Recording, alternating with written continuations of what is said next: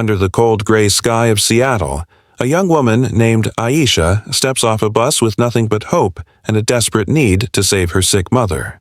Her new job at the Grand Whitmore mansion feels like a blessing, but as the wind howls through its silent halls, Aisha begins to sense this house is hiding something it doesn't want anyone to find.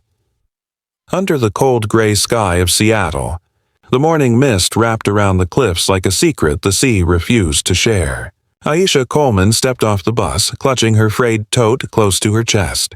Inside were 2 worn textbooks and a letter of employment that felt more like a lifeline than a document. 3 long months of joblessness had stripped her savings and tested her faith, but this new position, nanny to a wealthy family by the sea, was her last chance.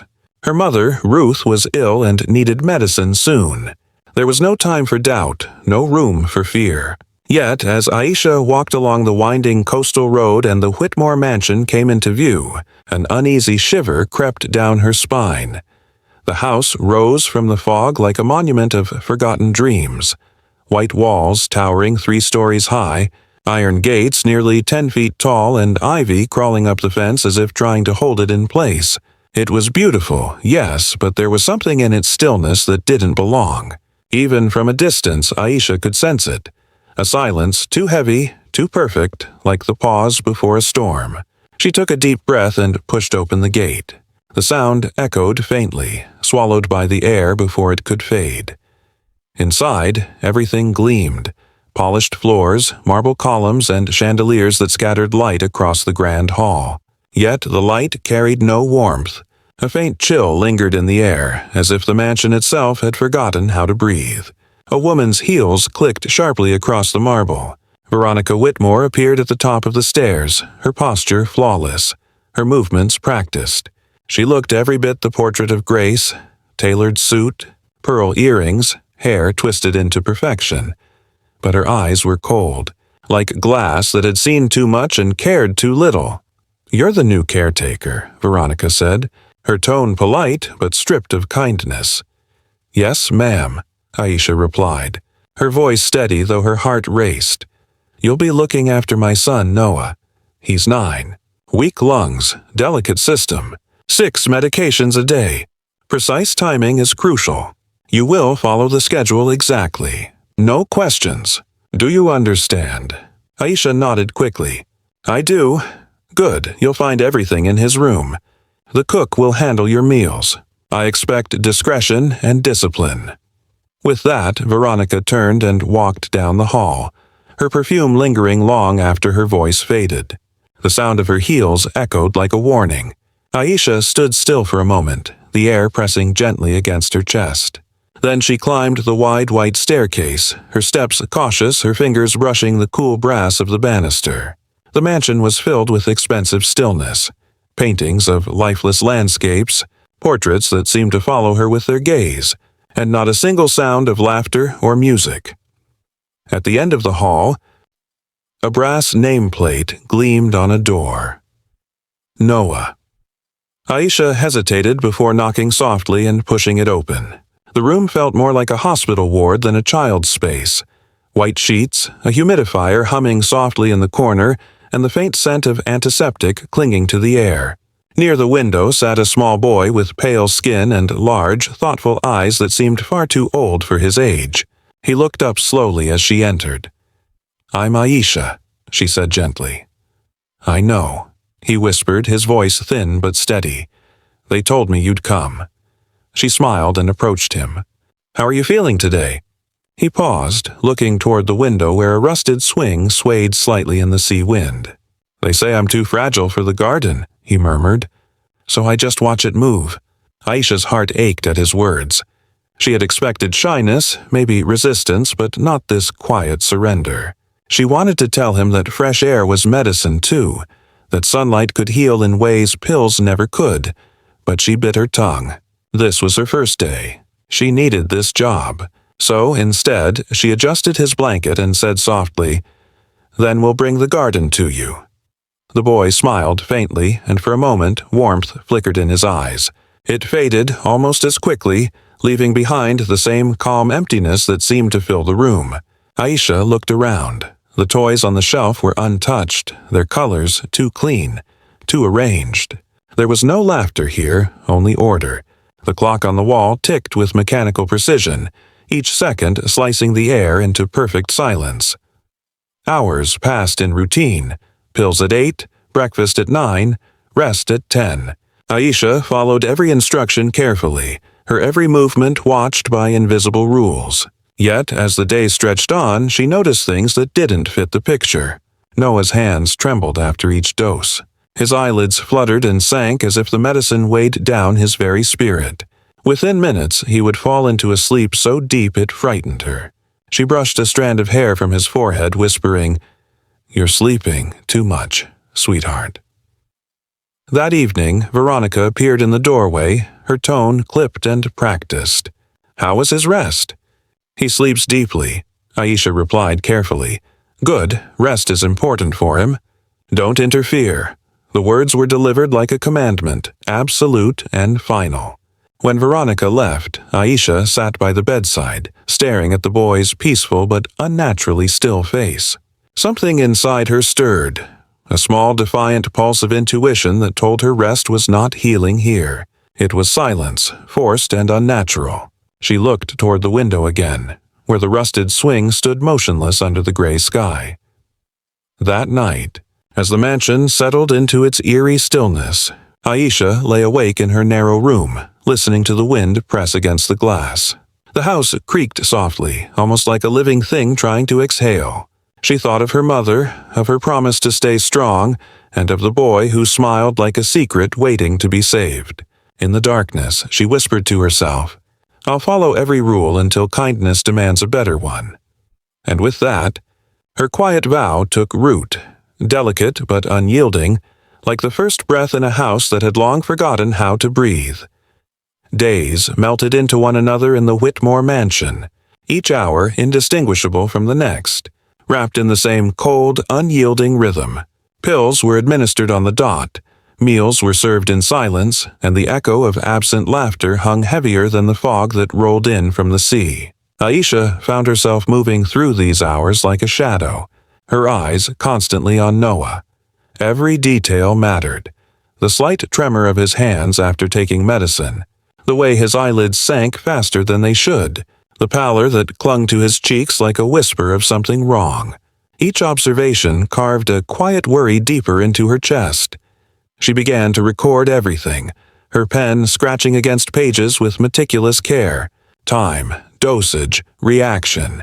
Each note a small rebellion, a silent testimony that someone would see the truth if she could only gather it all. What had seemed like discipline and care in the mansion's polished halls was slowly revealing itself as control, a methodical shaping of a child into something weaker than nature intended. Aisha's heart ached every time Noah looked at her, curiosity flickering in his eyes for a moment, only to be extinguished by the next dose, the next command to rest. She felt trapped, too, in a house that gleamed with wealth but imprisoned everything it touched. The mansion, so perfect in appearance, began to feel like a cage gilded with cold marble and silence. Even the air seemed to resist warmth. She noticed how the sunlight fell unevenly across the floors, leaving some corners eternally dim, as if the house itself were hoarding light, denying it where it might comfort the boy. Noah's voice was soft, hesitant, and yet it carried a strength that the walls of the mansion could not fully suppress. "Why do I sleep so much?" he asked one morning, his small hands folded in his lap. "Is it supposed to be like this?"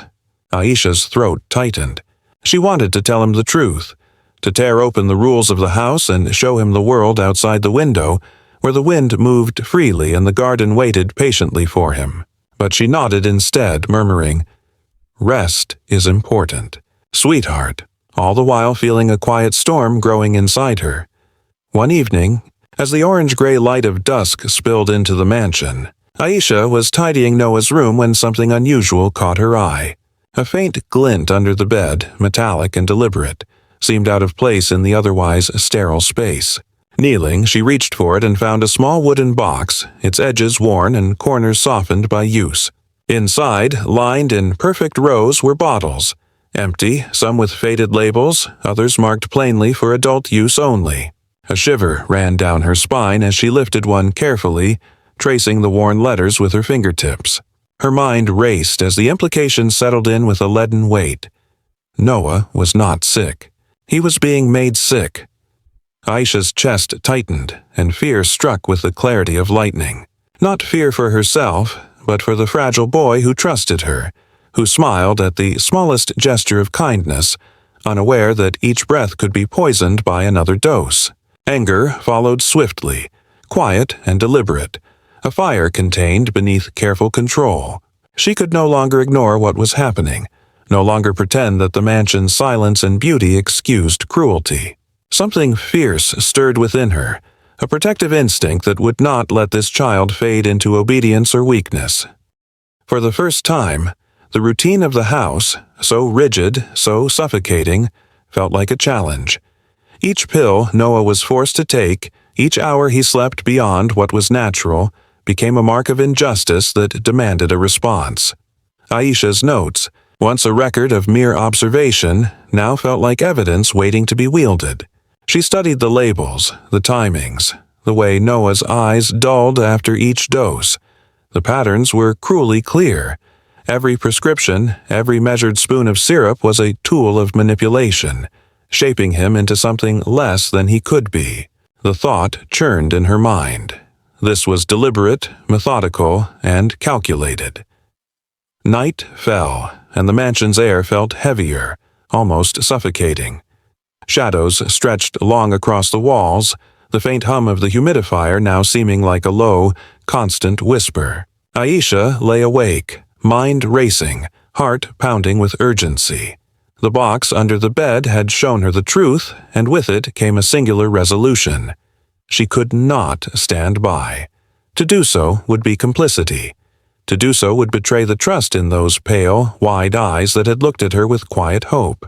By the time the storm outside had softened into rain, tapping gently against the mansion windows, Aisha had made her decision. She would uncover the truth, whatever the cost. She would face the house's cold precision, Veronica's calculated composure, and any consequence that might fall upon her. For Noah, she could not wait. She would move carefully, quietly, gathering what she needed to expose the reality behind the gilded walls. Each breath she drew was measured, filled with purpose. The mansion's silence no longer intimidated her. It challenged her, daring her to act. And she would.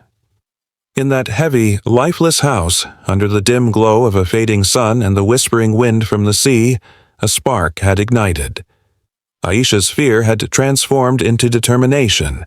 The quiet fury that now burned inside her was steady and unyielding. She would no longer be a bystander. She would not allow a child to be made sick in a home that gleamed with lies. The mansion could try to swallow the truth, could press its cold marble and antiseptic air against her chest, but it could not contain the resolve that now drove her. She would find the proof, confront the deceit, and, if necessary, defy everything to set him free. Aisha moved through the mansion with a quiet urgency, each step calculated, each breath measured.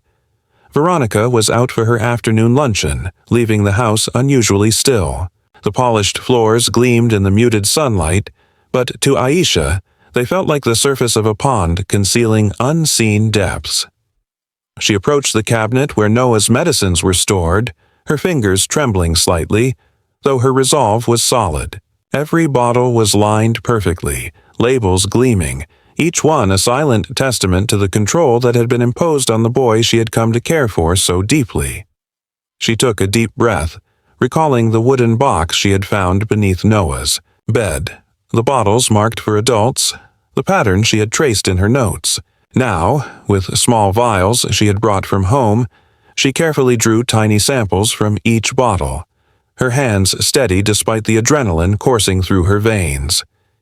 Each vial captured a piece of the truth, a fragment of evidence that could expose the cruel secret hidden behind the Whitmore mansion's pristine facade. The faint hum of the refrigerator and the distant ticking of the clock were the only sounds as she worked, each second stretching into eternity. A sudden noise, a door creaking slightly, made her freeze. Her heart raced as the echo of approaching footsteps bounced down the hallway.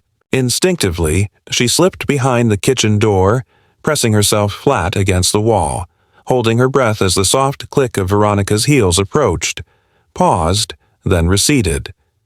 Only when silence returned did she exhale, trembling but unbroken. The house seemed to exhale with her, as if acknowledging her defiance. Clutching the vials tightly, she moved quickly out the back, rain beginning to fall in cold sheets, blurring the city streets as she made her way to Marcus's lab.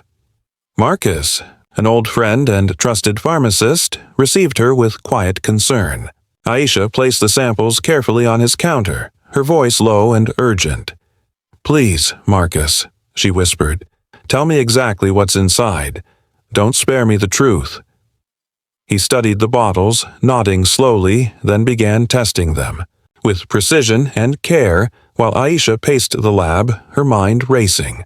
Hours passed like minutes, the silence of the lab heavy with anticipation. Finally, Marcus called her back. His voice was low, tight with gravity. "These aren't vitamins or simple medications," he said.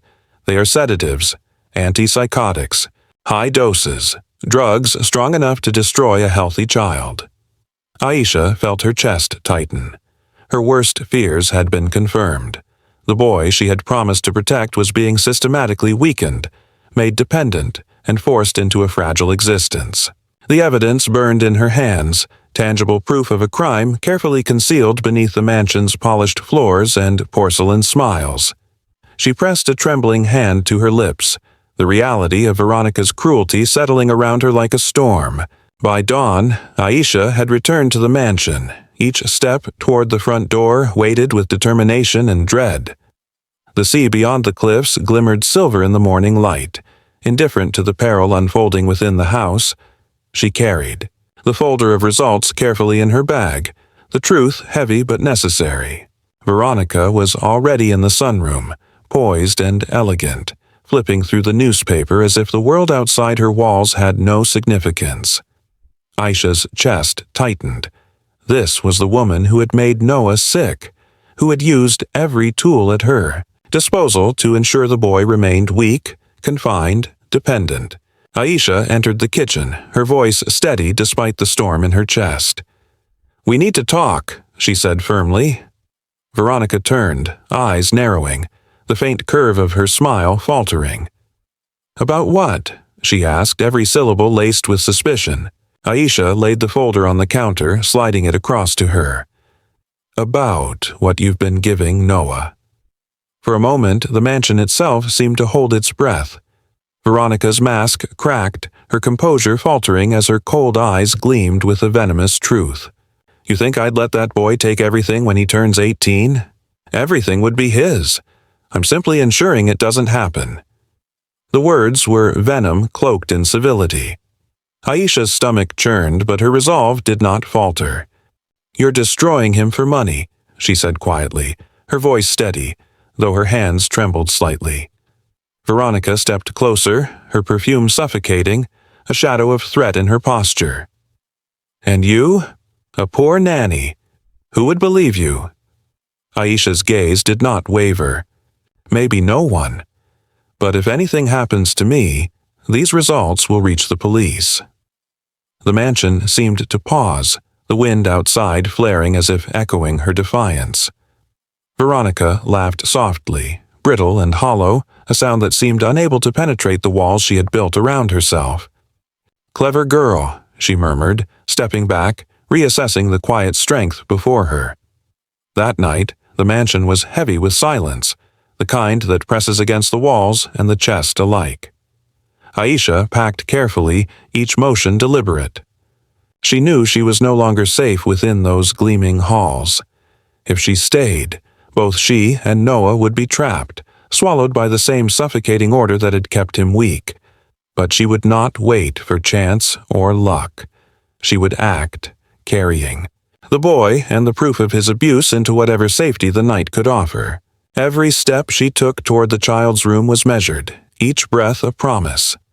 She approached Noah quietly, gently waking him, whispering, "It's time to leave, sweetheart. We have to go." Confusion clouded his wide eyes, but when she offered the quiet certainty of protection, he nodded. Together, they moved through the silent halls, the mansion's shadows reaching out like ghosts, the wind rattling the windows in warning. The storm outside matched the urgency inside her chest. With the vials, the folder of proof, and Noah clinging to her, Aisha slipped out into the night. Rain soaked her coat, whipped her hair, but her steps never faltered. The mansion loomed behind them, formidable and beautiful, yet powerless against the quiet courage that now propelled them forward. In the darkness, Aisha felt the first hint of hope stir. They were leaving, not just a house, but the weight of years of control and deception. In the shadows of fear, she carried proof, determination, and a child whose life depended entirely on her bravery. And for the first time since entering the mansion, Aisha felt the exhilarating, terrifying clarity of defiance. Midnight cloaked the Whitmore mansion in shadow, rain lashing against the windows and gusting through the iron gates with a ferocity that mirrored Aisha's pulse. She knelt beside Noah's bed, brushing a damp strand of hair from his forehead. "It's time, sweetheart," she whispered, her voice steady despite the storm raging outside and the fear thrumming in her chest. The boy's eyes fluttered open, wide and uncertain, but trust lingered there, fragile and precious. Together, they moved quietly through the dimly lit hallways, the polished floors slick with the evening's moisture. Every creak and sigh of the mansion seemed amplified in the stillness, each one a warning that they were not alone. They reached the kitchen, where the silver tray of medications gleamed innocently in the moonlight. Aisha paused only briefly, her hand resting over the folder tucked securely in her bag. She led Noah past the cabinet, past the living spaces that had once felt suffocating, each step calculated and deliberate. The mansion itself seemed to sense the rebellion, the silence stretching and pressing against them like a living thing. At the back door, the lock resisted for a moment, then yielded with a soft click, and they slipped into the storm, rain immediately soaking their clothes and chilling their skin. Freedom, however, came at a cost. A sharp cry cut through the wind. Veronica, eyes blazing and silk nightgown clinging to her frame, appeared in the doorway, her voice slicing through the night. "Stop, you'll regret this." She lunged, but Aisha tightened her grip on Noah's hand, heart hammering, and ran. The wind clawed at their coats, lightning illuminating the path in stark, fleeting flashes. Each step was a fight against exhaustion, fear, and the icy rain. The mansion's looming silhouette shrinking behind them yet never losing its threatening presence. Ahead, a faint glow from the road hinted at salvation. A truck approached, its headlights cutting through the sheets of rain. Aisha waved frantically, and the driver, recognizing the urgency, slammed on the brakes and opened the door without hesitation. Noah climbed in, shivering but safe in her arms, and she followed quickly, the vehicle pulling away as Veronica's furious screams were swallowed by the storm. The driver, a kind fisherman, didn't ask questions. He simply drove them toward the faint promise of safety, each mile carrying them farther from the mansion's suffocating shadows. By dawn, the truck reached a small coastal police station, its yellow lights flickering weakly against the gray morning. Rain streaked their faces, but relief softened the sting of cold. Noah's small hand clung to hers, trembling but warm, a heartbeat of life that had survived the night. Moments later, David Whitmore arrived, coat wet, eyes sleepless and voice breaking as he saw his son. "Noah," he whispered, dropping to his knees and pulling the boy into his arms, tears tracing paths down his cheeks. "I thought I'd lost you." The embrace was raw, unfiltered, a reunion years overdue and earned through courage and risk. Aisha handed David the folder containing the lab results. "You need to see this," she said softly. His fingers trembled as he flipped through the pages, horror and disbelief etching lines across his face. The truth spilled out in black and white, sedatives, antipsychotics, falsified prescriptions, all designed to keep Noah weak and dependent. The police acted quickly. Veronica was arrested, her web of control and deception unraveling under the weight of irrefutable evidence. The mansion, once a place of fear and manipulation, no longer held power over them. A year passed, and the Whitmore estate transformed. Sunlight streamed into every room, chasing away the lingering shadows. The air was filled with laughter instead of fear. Noah ran freely through the garden, chasing waves of golden leaves, his cheeks flushed with health and joy. Every breath he took was a victory, every laugh a proof of healing.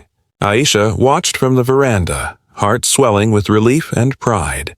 The mansion, once silent and suffocating, now sang with life, piano notes, playful shouts, and the gentle hum of domestic peace. David often stood beside her, not as an employer observing duty, but as a man recognizing the depth of her courage. "You didn't just save Noah," he said one afternoon, voice quiet. "You saved me. From guilt, from blindness, from living a life too afraid to see the truth." Aisha smiled, feeling warmth fill the spaces the mansion had once denied her. Slowly, love grew between them, not sudden or overwhelming, but steady and rooted in shared experience, in resilience and trust. She became more than a caretaker. She became part of the family, a presence intertwined with hope and healing. Years later, they walked along the coastal shore together, the same waves that had witnessed their flight now gentle, welcoming. Aisha reflected on the journey, from the suffocating mansion to the freedom of the sea, from fear to courage, from silence to love. The past was not forgotten, but it had been transformed into a story of triumph and light. She realized that love's true power was not perfection, but courage, the courage to protect the innocent when others looked away, the bravery to act when the world remained silent. Noah ran ahead, laughing, his small footprints pressed into the sand, the wind carrying his joy. David's hand found hers, warm and steady, and together they watched the sun rise over the horizon, painting the sky in shades of gold and rose. Aisha breathed deeply, the sea air filling her lungs, feeling the weight of fear lift, replaced by the quiet strength of hope fulfilled. The Whitmore mansion, once a house that had forgotten how to breathe, now existed only in memory. Outside, laughter and love had reclaimed every corner, proving that even the darkest house could breathe again when compassion found its way inside.